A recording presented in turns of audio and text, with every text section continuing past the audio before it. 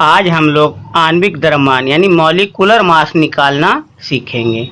तो molecular mass निकालने से पहले हमें इसकी परिभाषा को जानना आवश्यक है। तो आणविक द्रव्यमान, किसी पदार्थ का आणविक द्रव्यमान उसकी संगठक परमाणुओं के द्रव्यमानों का योग आणविक द्रव्यमान कहलाता है। और आणविक द्रव्यमान बनाने से पहले हमें कुछ एटॉमिक मास को याद रखना पड़ेगा।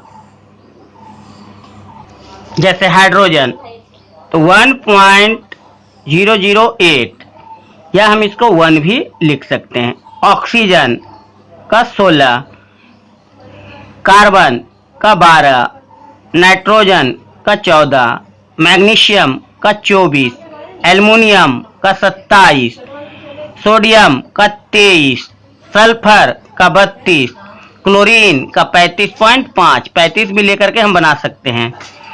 Potassium 39, calcium 40। इस तरह से कुछ इंपॉर्टेंट तत्वों का एटॉमिक मास याद रख सकते हैं। सूत्रों का हम आणविक द्रव्यमान निकालेंगे। जैसे CO2। अब CO2 में क्या क्या संगठन है? कार्बन प्लस ऑक्सीजन दोनों का योग। अब यहाँ पे कार्बन कितना है मेरा? 1 इंटू कार्बन का द्रव्यमान कितना बताए थे? 12 प्लस ऑक्सीजन कितना है? 2 इंटू और ऑक्सीजन का एटॉमिक मास कितना हो जाएगा? 16। अब इसके बाद क्या करते हैं? इसका मल्टीप्लाई। तो 12 प्लस 32। अब इसको हम जोड़ देंगे तो क्या हो जाएगा? 44। तो हम यूनिट लिखेंगे AMU या म्यू भी हम लोग लिख सकते हैं। अगला सूत्र देखते हैं NaCl। तो NaCl में कितना संगठक है? 2 यानी Na प्लस Cl। यहां पर Na कितना है? 1 और इसका एटॉमिक मास कितना हो जाता है? 23 प्लस क्लोरीन भी कितना है? 1 और इसका एटॉमिक मास 35.5। तभी कितना हो जाएगा? 23 प्लस 35.5। अब इसको ऐड करेंगे तो कितना हो जाएगा? 58.5। क्या लिखेंगे? AMU या म्यू। अब हम लोग जल का निकालते हैं। H2O। तो इसका संगठन क्या है? H2 plus O।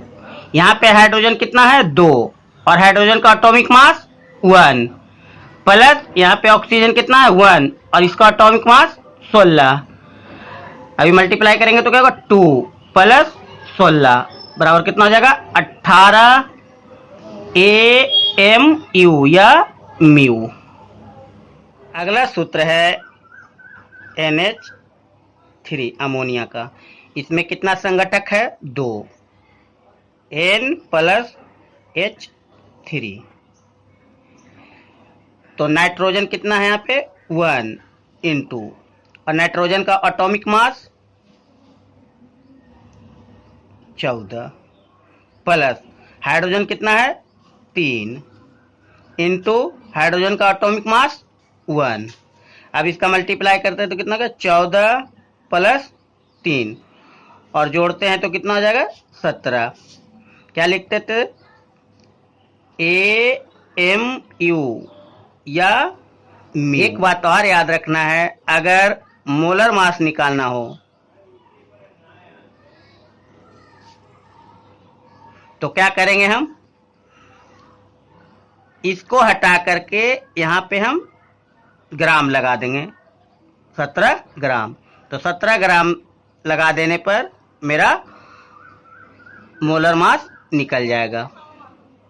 इस तरह हम सूत्रों का आणविक द्रव्यमान और मोलर मास निकाल सकते हैं।